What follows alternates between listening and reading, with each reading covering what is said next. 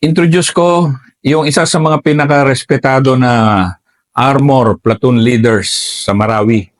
Kasi ganun siya karespetado na isa sa mga tao niya nag-request na, "Sir, pwede mo bang i-feature si Captain John Poblete?" Kasi matindi yung naranasan namin ng mga giyera, and more importantly, na-impress sila kay Captain Poblete sa leadership niya sa Marawi. So, as part ng Marawi Platoon Leader Series, introduce ko si Captain John Poblete. Pero ikwento nyo muna yung mga laro niya bago nagmarawi kasi marami siyang practice laban sa mga maute bago nagmarawi. So, John, bigay mo lang yung background mo and saan ka, and anong mga naging karanasan mo bago nagmarawi. Yes, sir. Magandang hapon po sa ating lahat. Ako po si Captain John Poblete. Member po ako ng OCC Class 43-2014. Dati po akong assigned at nag-platoon leader po sa 4th Mechanized Infantry Battalion. Based po sa Lanao del Norte, Iligan City po. Ngayon po nasa Baluin na. Doon po ako nag-platoon leader. Lumaki po ako doon bilang isang platoon leader, company XO, tsaka battalion staff. Noong 2015 po ako nag-report sa una kong unit. Mga experience ko po sa combat, nag-platoon leader po ako sa Butig ng 2015, tapos yung series po, Butig 1, Butig 3 at 4. Yun po, kasama din po ako sa battalion operation naman po namin, may mga NPA area, ganyan po. Ayan, nag-grow po ako doon. Tapos, comes, yung isa sa mga sweetest memory ko bilang isang armor officer, yung Marawi. Nalala ko nga, sir, nung Sweetness, Yes, sir, sir. One time, isang morning sa Marawi yung sir, kalagitnaan pa po ng giyera, may tumugtog po, nag-play po ng music yung tropa ko, sir, sabi. Yung kanta na, "You will always be my sweetest memory," sabi niya ganun, parang natouch ako doon na, sabi ko, sir, pag ako nakalabas dito ng buhay, ipapatato ko sa batok ko, sir, dito, na Marawi, my sweetest memories. Pero hindi na po natuloy, sir, Ayan, masaya po ako na nagkaroon ako ng pagkakataon na may share to sa inyo. Kung ano man yung pwede kong mai-share. Yun, sir. Hindi dyan, kasi, ang lalim ng respeto ng mga tao mo sa'yo. Opo, sir. Kaya pwede bang ikwento muna natin yung mga dala-dala mong mga values and leadership na nakuha mo sa mga training mo and then sa mga initial experience mo bago ka nagmarawi. Anong mga natutunan mo sa school? Yes, sir. Or yung unang mga experience mo kasi batang-bata ka pa nung magmarawi. Opo, sir. Ano yun, sir,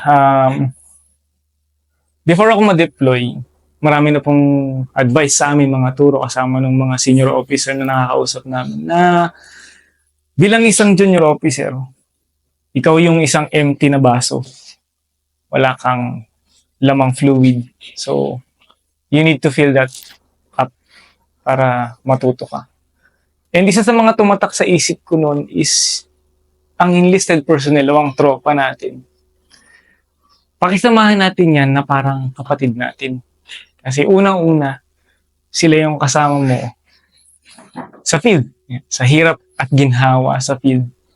Sila yung bubuhay sa'yo. Sila yung kasama mo sa combat at non-combat. Mas marami pa yung time na i-spend mo na kasama sila kaysa sa pamilya mo. Kaya sa bawat activity ko noon, mapa-admin activity man yan or combat activity, sir, minamaximize ko yung yung relationship ko sa kanila, setting up yung tamang boundaries lang, sir. na bilang officer, sila enlisted personnel. Pero dapat harmonious yung ano sir, yung relationship. Na pagdating namin sa isang critical situation, kung ano yung sabihin ko sir, susunod sila ganun, nang hindi kini-question yung wisdom ko unless maririsk yung buhay naming lahat sir. Yun sir ay dala-dala ko na isa pa sir, yung ranggo namin, dating uniform natin sir, di ba nandito yung ranggo sir. Kakapaliwanag sa amin na yung ranggo namin bilang junior officer nandito sa Balikat. Na kahit yung pinaka-senior na tropa, dala-dala namin sa balikat namin. Kaya, every time sir nalalakad kami, tapos yun yung mga combat operations sir, inisip ko palagi na sir, na ako yung may accountability kung ano man mangyari sa amin that time. And isa sa mga naalala ko noon sir, pagka, yung tropa nyo, bago kami mag-deploy sir, yung tropa nyo, alagaan niyo yan kasi ang pinakamahirap na gawin bilang isang second lieutenant or junior officer na pag namatay yung tropa mo, ikaw yung magbibigay ng Philippine flag dun sa magulang or sa asawa. Yung pinakamahirap gawin. Kaya sir, sabi ko nun, pagka kung saan man ako mapuntang combat operation, iingatan ko yung tropa ko na parang buhay ko rin yung iniingatan ko. Yun sir, ang dala-dala ko nun sir, bago ako ma-deploy sir. And then, yung Marawi kasi, talagang, although nakapaglaro ka na sa butig 1, 2, 3, sa amin kasi military, laro. Term yan, gera eh. Pero ano yun, mga practice. Yes, sir. Practice yung butig. Pero yung Marawi, isang masigabong, ano yun, di ba? Opo sir. Ikwento mo paano yun nagsimula sa'yo. Opo sir. Mahal na araw yun sir. 3 buwan akong nag-operate sa NPA area sir, sa bundok. Tapos mahal na araw sir, nagkaroon kami ng admin break sir. Umuwi ako ng sa amin sir, for a 3-day break, 4-day, umuwi ako dito sa Luzon sir. Tapos sir, pagbalik ko dun sir, sa batalyon, sir, sinabihan ako agad na mag-prepare na ulit, kunin mo yung mga gamit mo dun sa detachment, kasi doon pa sa iniwanan ko. At dadaling kayo mag-security ng brigade command post, TCP sir, sa somewhere sa likod ng Marawi City sir, sa Lanao sir. So isang section ako noon sir ng isang armored vehicle, wheeled yung dala ko sir. Bayani ito sir ng Marawi, si Semirara at saka si Kabalitian. Alam to sir ng mga kaibigan at kapatid nating sir, 8SRC sir. Si Kabalitian at saka si Semirara. Yan sir. Yan yung pangalan ng mga mahal mo sa buhay. Yes, hindi ko malilimutan. Every time na napapanggit yun, sir, tumatay yung balayibo ko talaga, si Semirara at si Kabalitian. Na dala ko sila, sir, as security ng isang Brigade CP. At yun, sir, nung time na yun, sir, security lang kami ng Brigade TCP. Ang operating troops nun, sir, is buong 1st SRD at saka meron silang mga attached na mga Division Recon Company, sir, ng 1st ID. Hindi ko maalala sir kung pang ilang araw pero nasa loob na sila nun sir. Tapos biglang pumutok itong sir, Marawi ng May 23. Nabalitaan namin yun sir. Then naririnig na rin namin yung putok doon sir sa main city. Naririnig. Kasi overlooking, mataas kami sir. Nakita namin yung city. Puputokan na sir. Nabigyan na kami ng warning order sir na mag-prepare. Kasi baka lumipat yung buong pwersa doon. Naririnig ko na rin po sir yung putok ng 50 caliber namin kasi distinct na putok yun sir. Tapos na-monitor ko sa radyo sir, cellphone na andun na nga sir yung isang platoon leader na kasama ko sir. Tapos may radyo rin ako, may channel ako nun sir, pinapakinggan ko sila sir, uy kakaiba na to. Sabi ko sa sarili ko nun sir, pupunta yata tayo dun Sabi ko sir, parang mixed emotion sir kasi bilang isang sir, platoon leader na nasanay dun sa terrain na bundok, sir. Biglang magiging urban, sir. Urban, pupunta yata tayo dun. Tapos maririnig mo sa radyo, sir, yung bilisan nyo kasi, papapapag may ganun na background, sir. May background na. Yes, sir, na ang lakas. Ganito po, sir, parang close. Iba yung tunog ng baril, may echo, may Tignan nyo doon sa may poste. Yung iba, sir, sir, uy, nasa may kanal pa si kung hintayin nyo muna. Parang ganun, sir. Kakaiba to, That was May 23, sir. May 24, sir, naka-prepare na po kami. continuous yung monitoring namin dun sa isang mechanized na platoon leader, sir. Ganun yung kwento, sir. Prepare na tayo, ganito yung pupunta tayo dun. Sabing ganyan. Third day, sir, hinihintay na namin, sir, maka-expel yung sir, yung first SRB. Makalabas po, sir, kasi tinawag na rin po sila. Pagdating ng first SRB dun sa TCP, sir, ay, bago pa sila dumating, sir, nagsabi na po, sir, yung leadership nun ng higher headquarters na i-pull out na yung mga bakal dyan sa likod. Tsaka yung isa pang kumpanya ng infantry na kasama namin, sir, i-pull out na, pumunta na sa gantong sektor. Doon na, sir. Gabi ng May 25, sir, 2017. Dumating kami, sir, sa then, sir, newly established TCP ng, sir, ng 103rd, sir. Parang yun yata yung pangalawang TCP, sir. Pero nandun yung isang, sir, commander, sir. Na nandun kami, sir. Tapos si brigade commander mismo, sir, yung deputy pa siya nun, sir, eh. Yung bibigay sa akin ng instruction na, sir, ganito yung gawin mo, dito ka pumasok sa kalsadang to. Sabi niya, sir. Ako naman, sir, bilang isang lieutenant na hindi familiar sa area, isingit ko lang, sir, yung buong, sir, kasi galing akong Fort Mix, sir, din ng area, hindi talaga ako familiar sa area. Pero yung sa mapa, sir, may kalsada, sir, na reflected, daan ka dito, diretso mo lang to, ganyan, kasi nandun yung isang kumpanya, kailangan mo tong dikitan para lumakas yung persa. Yes, sir. Gabi. Pasok kami, sir. Dahan-dahan, sir. Dahan-dahan hanggang nakadikit kami sa kanila, sir. Tapos yung isang infantry company, sir, na link up ko na, sir. Gusap na kami, sir. Kakilala ko rin po, sir. Dito kami, para ganito yung sector natin. Binigyan po nila kami ng sir, ng isang, yung also known as Petron, sir. Malaking area po, sir. Bakod. Ang dala ko po nun, sir, 2 bakal, 14 na tropa. May crew din, sir, bali 19 kami lahat. Hindi ko, sir, hindi ko alam kung paano ko i-secure kasi ang laki, sir. Parang higit 10 court yun, sir, na may bakod. Tapos wala rin kaming sir, kumbaga, sakto nun, sir, wala kaming dalang night vision, sir, NFS, night fighting system na kahit isang gagawin, sir. Kaya pag gabi, sir, nung gabi na yun, sir, active pa yung kalaban, sir. Naka-security kami, sir, biglang, sir, may puputok, sir, mga aras. Saan gagaling yun? Sabi niya, ang laki kasi yung area, sir. Saan gagaling? Hindi natin maabangan. Kasi madilim. Ganun siya nag-umpisa, sir.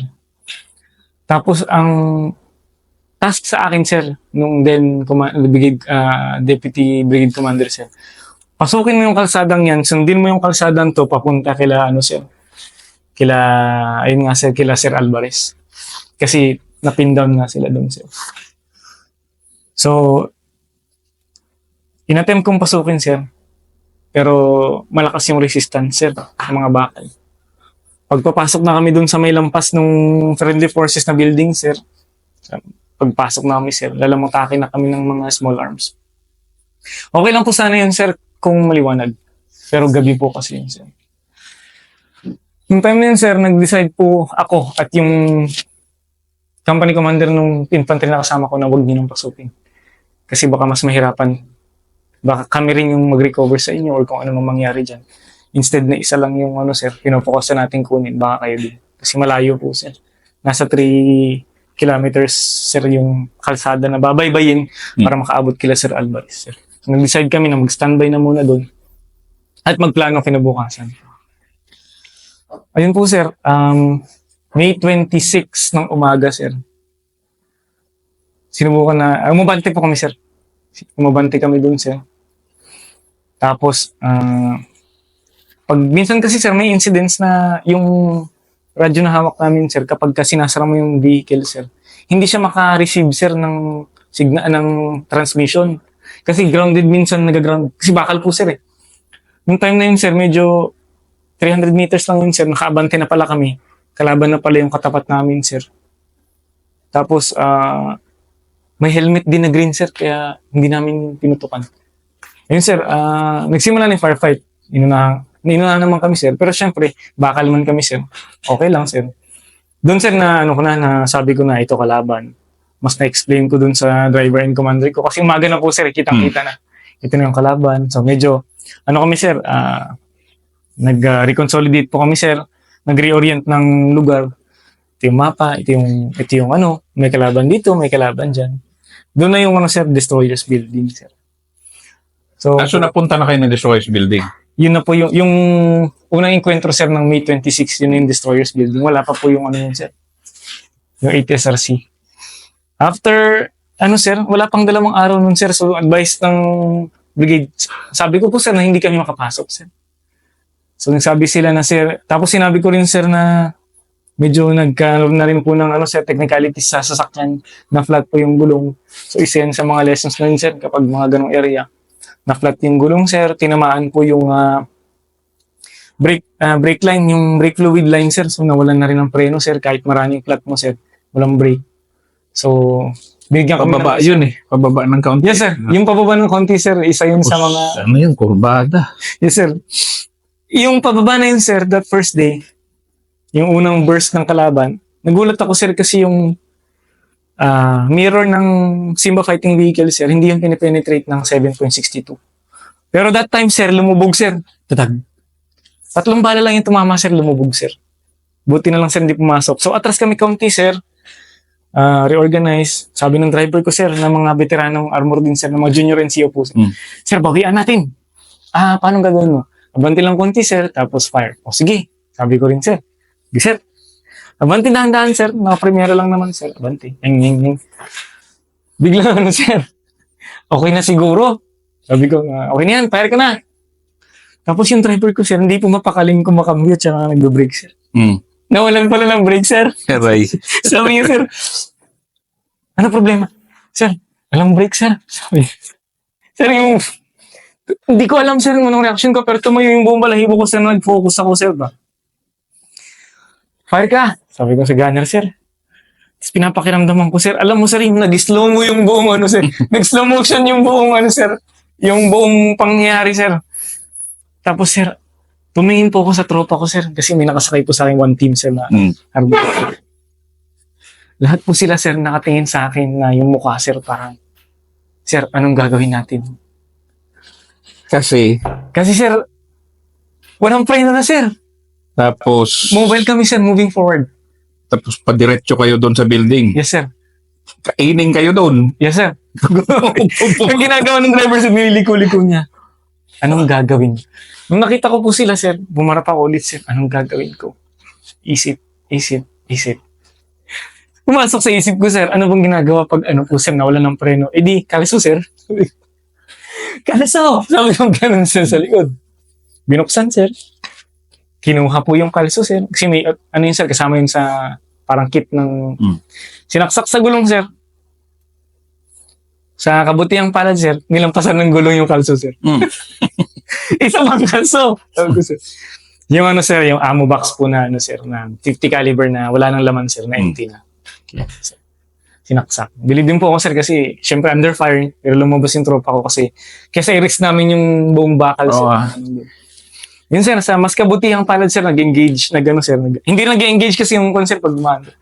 So, nung medyo huminto, sir, nag-engage yung rear. So, medyo nakaganti. Nakahinga po ako ng maluwag, sir. Atras po kami, sir, ng dahan-dahan. Tapos, pwede na siguro, lumipat po ng konti para lang masilip yung pinanggalingan ng putok. Di konting suppressive fire, sir. Pero At that time, sir, makabagbag yung kalaban niya, na? Opo, sir, hanggang meron pa mga tubo yung kalaban, sir. Oo nga. Oo, sir. Ano yun? Sir. Pero, Buka na yun. oo, sir. Ang nakakatawa naman dun, sir, bilang isang armor, sir, officer o personnel, kinikiliti lang naman kami ng mga ganong arms, sir. Nakaka-istorbo lang, sir, kasi parang tik.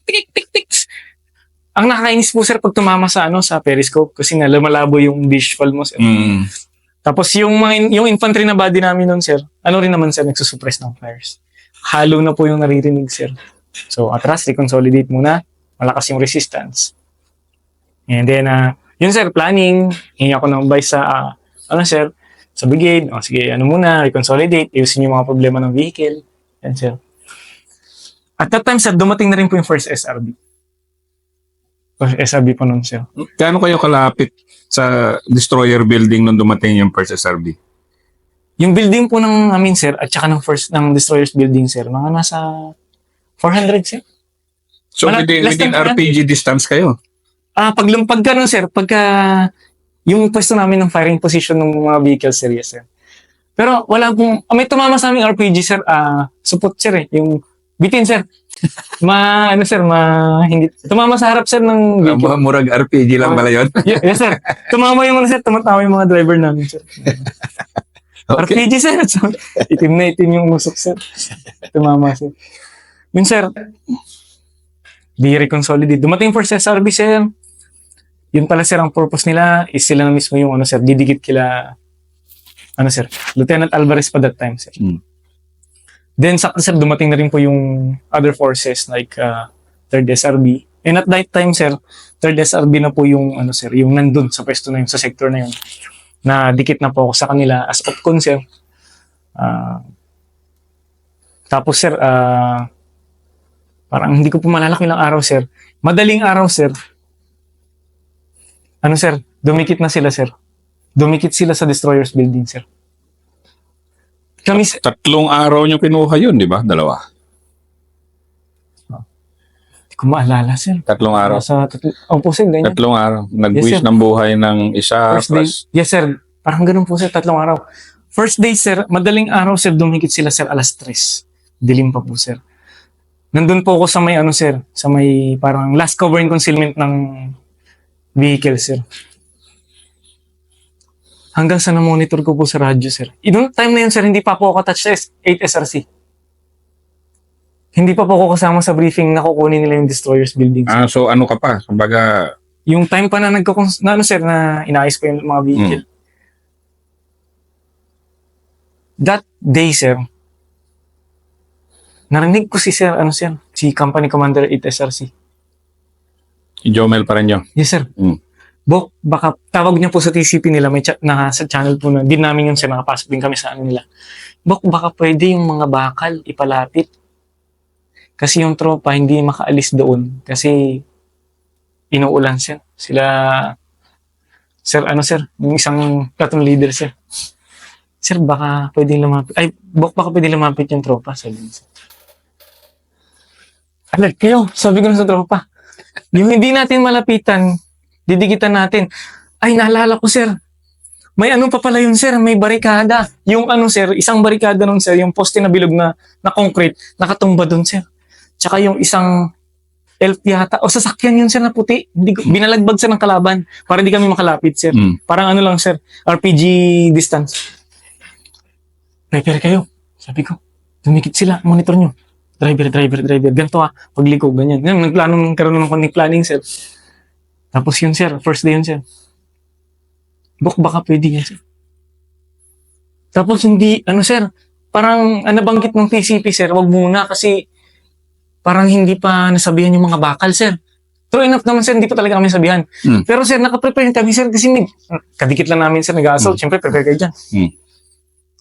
Nagsabi po ulit si Sir Pareño, sir, na Bok, baka pwede yung bakal. Pumunta na ako sa TCP nila, sir, kasi sa building. Diyan lang kami, sir. Pinasok ko, sir. Sir, ako po yung platoon leader ng sir. Bok, ganito yung, sir, pwede akong pumasok, sir. Sabi ko, kaya ba? Subukan namin, sir. Sabi ko lang, sir. Madilim, sir. Wala kaming night vision yung mga lumang bakal natin, sir. Sige, sir.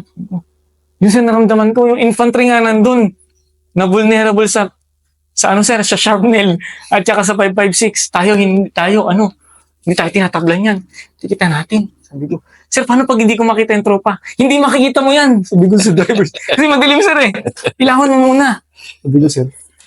Ayun, sir. Binaba namin, sir. Mahina yung preno, sir, kasi hindi pa naayos, sir. Yung likod lang yung may preno, sir. Baba, sir.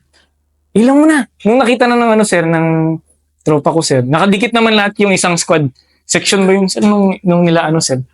Nila ITSRC. Isang section, sir, nakadikit lahat sa pader. Consolidated, wala ng tao. Dinikit na, sir. Dinikit, binalagbag, sir. Yun yung time, sir, na sir, na pagdikit namin doon sa building ng sir, umulan na ng 2 o 3, sir. Binuksan ko, sir, yung pintuan ko. Binuksan ko yung pintuan ng likod, sir. Yung vehicle namin, sir, nagkasya yung sir. Pinasok pa namin yung nasa one team ng Ranger, sir. Sa ganun ka sikip na area, sir, pasok lahat, sir. Pasok, sir, vehicle, 2 vehicle. Nung nakapasok na lahat, sir, yung ibang tropa ng 8SRC na hindi makapasok, sir, dumikit na sa bakal as cover. Tapos unti-unti na po kami nag-maneuver, sir, paano. Habang nag-SBF po yung 50 caliber, sir, sa second floor, sir. Dahan-dahan, sir. Tapos balik kami, sir. Ako yung first vehicle, sir. Pag balik namin, yung barikadang sinasabi ko, sir, humarang. Hindi makaangat.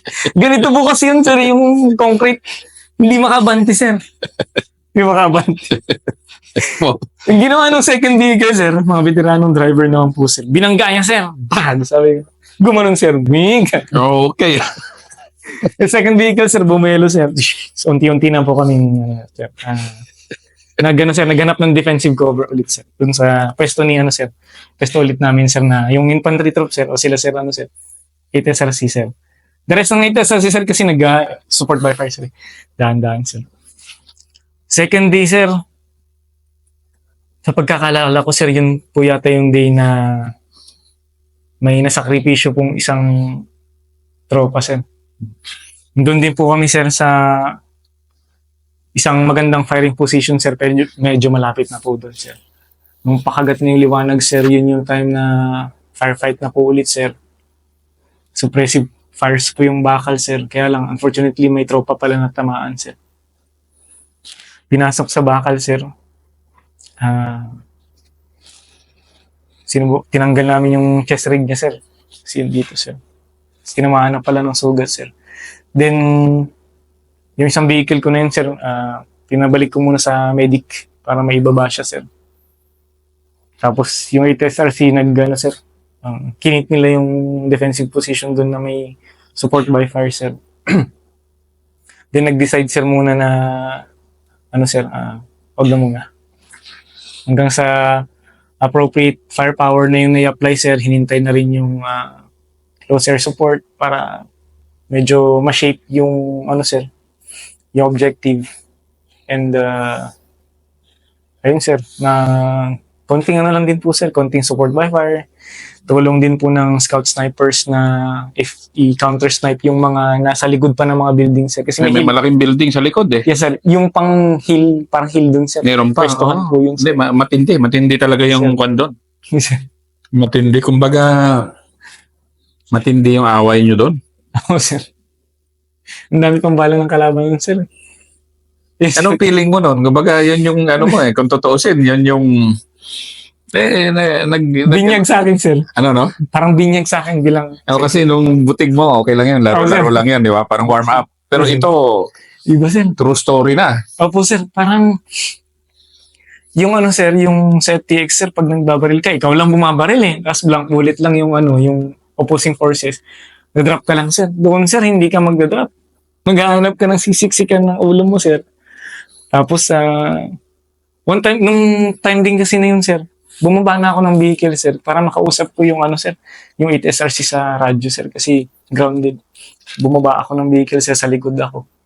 Tapos nung may mga tropa sa open, masigip kasi yung sir, yung konting puno lang, sir. So may na-expose sa open. Pag nagpa-firefight, sir, dito kayo. Yung tawag ko sa likod ng tangke, sir. As cover, sir. Para magkaroon ng magandang SBF position, sir. And then, yung sir, nung araw na na-seize yung destroyer's building, sir. Yung sir, parang feeling ko nun, uy, kasama ako sa accomplishment na yan. Feel ko na sa sarili ko, sir. Ganun. Salamat din naman po yung sir. Ang pinaka-best part po dun, sir, sa destroyer's building na yun, sir. Yung ma-realize ko po, sir, na bilang isang armor officer, na yung infantry troop, sir, is very vulnerable sa sharpnel, as small as sharpnel hanggang sharpnel ng FA-50. Lahat ng caliber, fatal sa kanila. Pero kami, sir, isa lang kinakatakutan namin. RPG, sir. Tapos, matatakot pa kami na mag-move abreast. No. Doon ako nag-decide na kapag may nag-move na tropa, sir, sa harapan, ang pinaka-list na gawin natin is to position ourselves abreast of them. Ganun, sir. Ganun yung mo. I-realization ko, sir, noong time na yun, sir. Na pinakamahirap, sir, sa part ng isang armor officer na nasa tangke, na panoorin yung infantry, sir, foot soldiers, na-seize yung isang building by their bare equipment and force protection equipment na marami pa ring vulnerable sir, parts. Bilang sa akin sir, na pinapanood ko silang ganun. Biglang may matutumba sir, yun pala tinamaan na ng bala sir ng kalaban. Sakit sa akin yun sir. Tapos ako, tutunga nga ako dito. Ganun sir. Simula nung, buti lang sir natutunan ko yun from at the start ng sir, ng Marawi Liberation Operation sir. Yun sir, yun ang main realization ko nun sir, na tapatan natin yung effort ng infantry kahit sa ganyang manner. Yun sir. Now I understand kung bakit ganun kataas yung respeto ng mga tao mo sa'yo. Opo sir. Now I understand. Yes sir. Yun na sir. Now I understand. Yes sir. And now I understand bakit ganun ka-grateful yung 8th Scout Ranger Company sa'yo. Yung 3rd Scout Ranger Battalion sa'yo. Opo sir. And now I understand kung bakit yung mga ganitong war stories na celebrate natin yung team spirit. Opo sir. Team spirit ng infantry and ng armor and all other combat arms. Yes sir. Yan yung spirit ng isang tenyente na hindi mapantayan kung ano man ang laban ng mapuntahan ng sambayan ng Pilipino, mapadayuhan, materorista dito sa ating Yes, sir. bayan. Kasi ikaw nag-adjust ka kaagad. Yes sir. Yun yung first episode ni Captain John Poblete na highly recommended ng kanyang mga tao na ma-feature. Pasensya na kayo, medyo may bigote siya kasi trainer na siya ngayon. Sabi niya, sir, amoy FTX pa ako. Sabi ko, hindi naman maamoy sa video yung amoy FTX mo. FTX field training exercise kasi nag-train siya ngayon ng mga nasa armor school na siya. Opo sir.